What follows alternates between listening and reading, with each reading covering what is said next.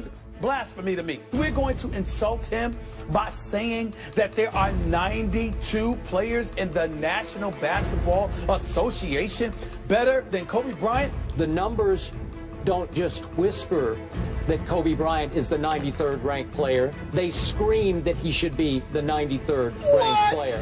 What? If I was in front of you, I would throw some water or something on you right now. You'd slap me right in the face. Idiocy. It's so ridiculous what you just said. Yeah.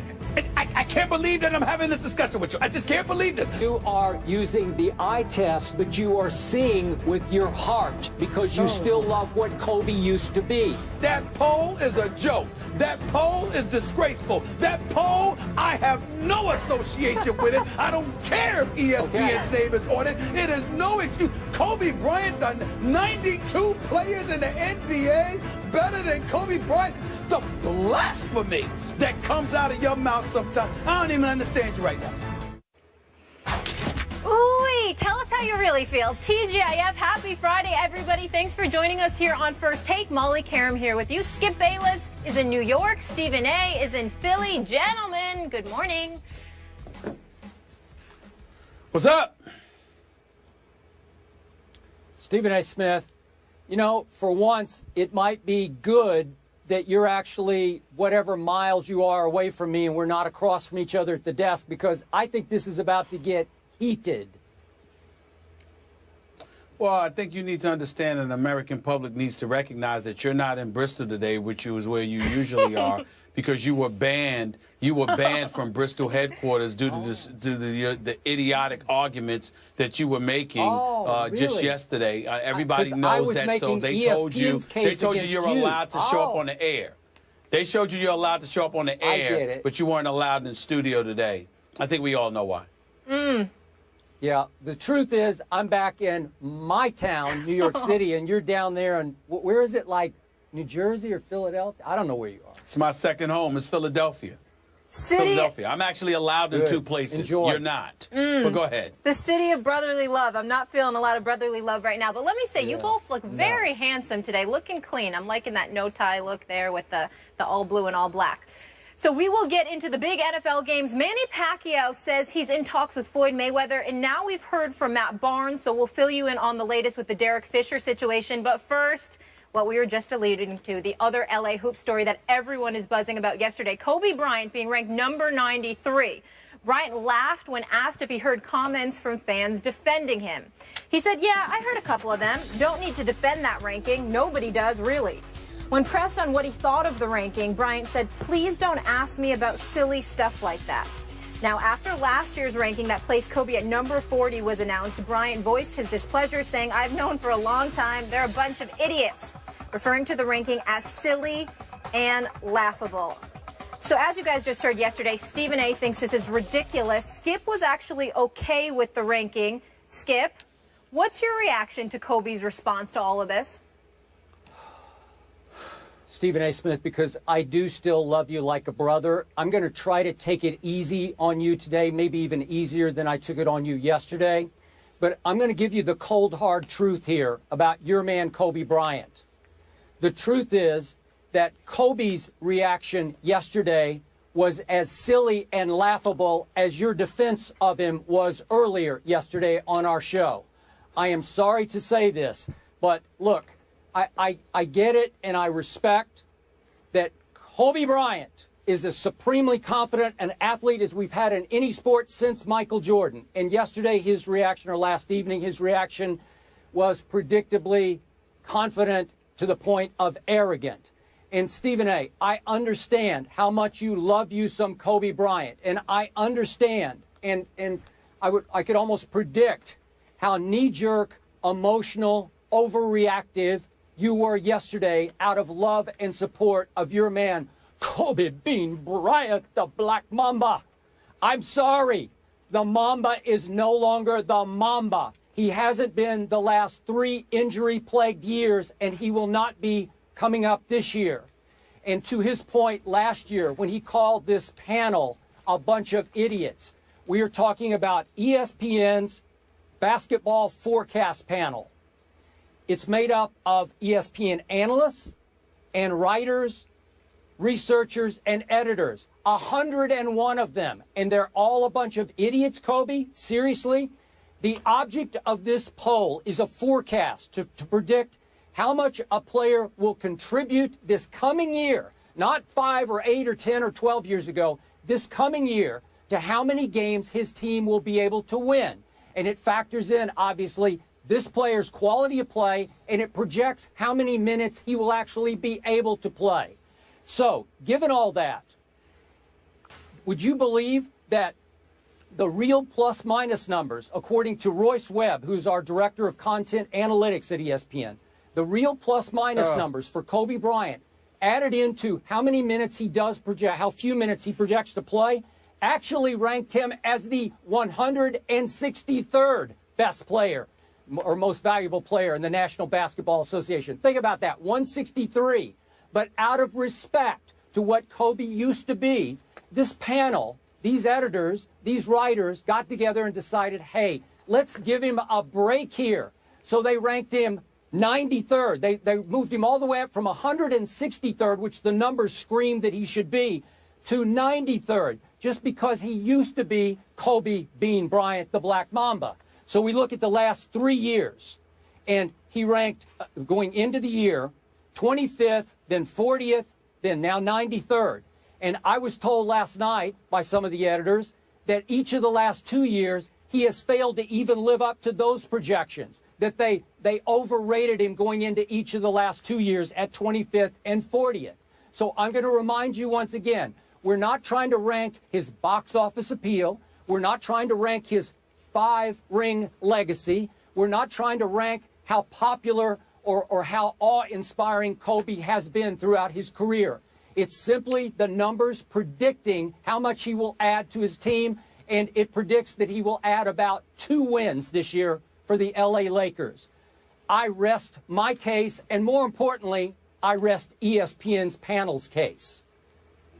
Well, you're entitled to rest ESPN's panel's case, and I understand that. But as far as I'm concerned, it's just a glaring acknowledgement that we have some people in this company that don't know enough about basketball. I don't care what you have to say. I don't care what they have to say. I know what I've seen with my own 2 eyes, and I know what I've seen in comparison to what exists in the NBA. I take into account everything that you said in all seriousness. I don't know why you're mentioning some of those names that you mentioned about the statics, the statistics and the statisticians and the analytics. And nobody cares about that as far as I'm concerned. When you're giving out the poll, why don't you put the names of each person that came to that conclusion and then let them be front and center and come talk to me, because chances are ain't nobody going to want to hear what they have to say. Not after a poll like that. Well, all right, that's fine. And I'm telling you, I'm dismissing 101 names. I don't care what they have to say. It's nonsense to me. It makes absolutely no sense. Anybody with 2 eyes and something close to 20/20 vision can see that that's absolutely ludicrous, and you're not taking an abundance of things into consideration. Of course, you want to sit there and say, well, Kobe only adds about 2 more wins. Well, why is that? Could it be that he's in the West? Could it be that his teammates there, I say, are a bit subpar? Could it be that when you consider San Antonio and Oklahoma City and the reigning champions, Golden State Warriors, and the Los Angeles Clippers and the Houston Rockets, I mean, when you look at those teams alone, those 5 teams alone, we didn't even take into account some of the other teams, it's obvious why it's going to be a tough go-round for Kobe Bryant. Because he no longer has Shaq and Robert Horry and Ron Harper, and even though they didn't win the championship that year, Karl Malone and Gary Payton and those boys by his side. You know, I'm not saying that all of those guys for the Lakers are scrub. I'm not trying to disrespect them. Louis Williams, Brandon Bass, even Roy Hibbert to some degree, I think will make solid contributions. But this is the Western Conference, and the teams are loaded. We all understand that. So when you sit there and you say that about Kobe, you know what? It's Kobe, it's Russell Westbrook, it's Kevin Durant on one team. It's Chris Paul, Blake Griffin, and DeAndre Jordan on another team. It's LaMarcus Aldridge joining Tim Duncan, Manu Ginobili, and Tony Parker on another team. The list goes on and on. When you look at the West, it's James Harden on a mission to prove that he's deserving of league MVP honors with Dwight Howard, who's no scrub, and he's got something to prove as well because he's heard the stuff that people have been chirping about him in the offseason. So many different things to point to, the Dallas Mavericks and what they've got to prove because of what has transpired with them in this offseason. Having Wesley Matthews come over there along with others, understanding that he's not fully healthy or he may not be, we don't know yet. All of those things are things to think about. If Kobe Bryant was in the Eastern Conference, what would he do? If Kobe Bryant was to have a better teammate or a better slew of teammates, what would he do? Talk to the coaches who know something about basketball. They not only brag and boast about the killer inside of him, the fact that he can shoot, the fact that he can take, he can take anybody, he can break down anybody. They talk about his football, they talk about his footwork, they talk about his basketball IQ. They talk about how knowledgeable he is about playing this game. Is Kobe Bryant what he used to be? Skip, we don't know that. It remains to be seen.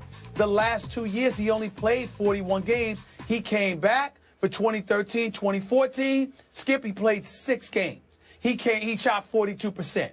He came back and he played, 35 games? Okay, and then he shot like 37% over the course of those 35 games. But he had essentially been out a year and a half to almost 2 years before he came back and played those 35 games. The previous 8 seasons that he played in L.A., with the exception of 43% shooting from the field in 1 year, the other 7, he shot 45% or better. This is the Black Mamba we're talking about here. And I'm not trying to sit there and say that he should be mentioned in the same breath as a Russell Westbrook or Kevin Durant and guys like that, because they're younger and just as elite. But to sit there and say that there are 92 players better than Kobe Bryant, I applaud once again his decorum. I applaud his presentation. I applaud the fact that he's cool and is appropriately dismissive of such idiocy. And even though I'm not going to call out my colleagues because I'm very, very proud to work where I work, I consider this poll idiotic. I have nothing to do with it. And anybody that sits there and says, well, ESPN's poll said, just make sure you emphasize that Stephen A. Smith, or as you affectionately call me, Stephen Naismith, has absolutely, positively nothing to do with this poll. They didn't ask me. They didn't consult with me. Not that they have to. They did what they did. I have nothing to do with this. I am separate and apart from this, because if there's one thing I know, it's basketball.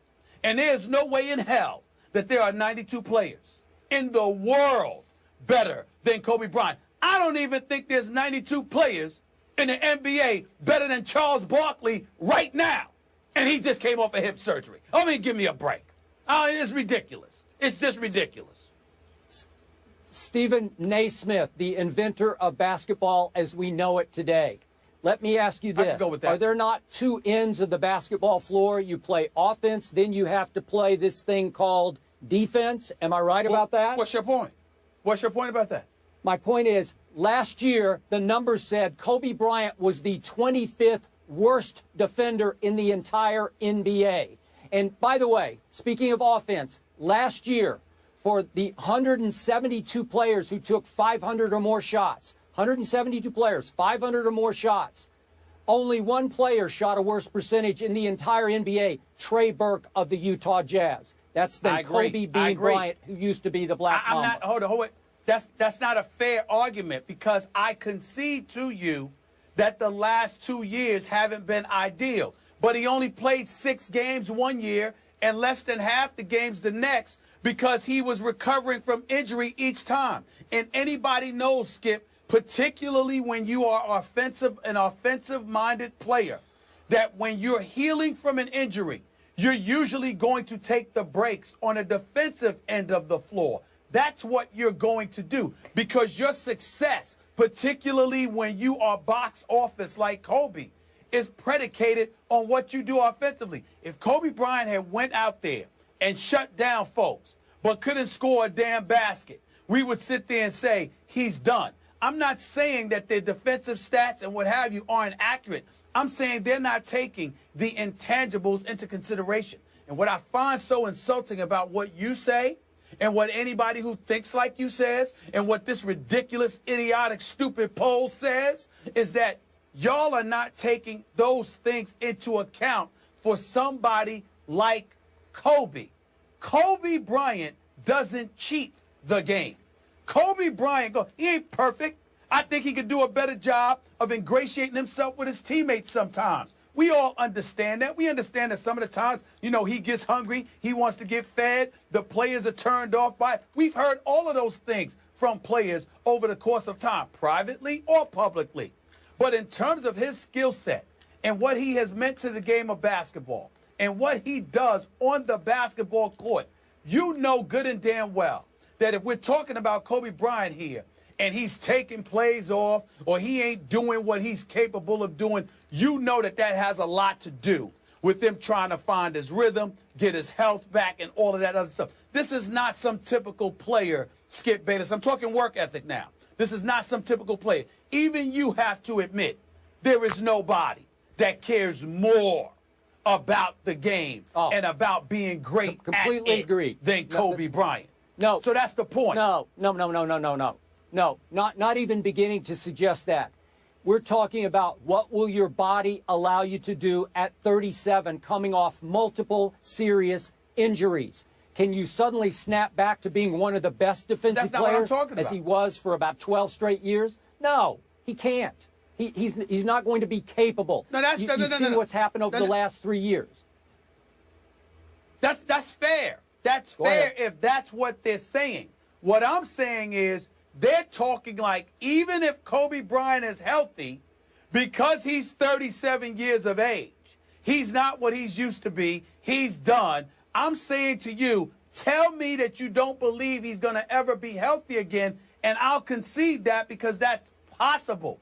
Don't talk to me like if Kobe Bryant is 100%, that because he's 37, Father Time is here and he can no longer do damage in the NBA and there are 92 players better. If Kobe Bryant is healthy, even at the age of 37, he deserves far more respect than that.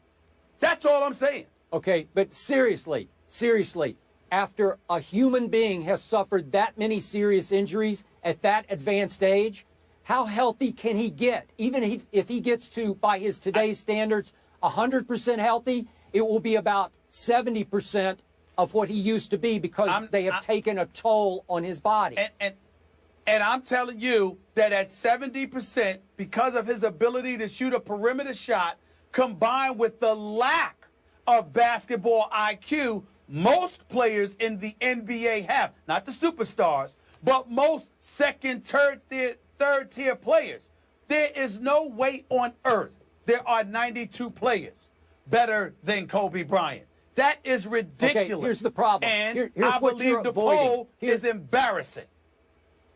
No, Here's the truth, Stephen A. What do your eyes tell you over the last 3 years? Kobe Bryant has become, at this late stage and age, not much more than a jump shooter. Is that fair? He scores very few points of his points in the paint Ray anymore. Allen's a jump shooter, too. He just Don't you want him? He's not capable. Okay? Ray Allen's a jump shooter, too. Don't you want him? Wait a second. He's become an extremely high-volume, low-percentage distance jump shooter. That's not a recipe for great success. Six of the last 8 years, he's led this league in shots attempted. He's going to jack up the basketball. We all know that. We accept that. He's not going to make that many of them. He's going to hurt his team that way, in many cases, more than he helps it. I'm sorry. Okay. Guys, we got to... You'll see. We got to agree to disagree here on Kobe's ranking of 93rd, the 93rd best player in the NBA. This, of course, is his 20th season as a Laker, the most seasons for any player for any team in NBA history. Pretty impressive. Now to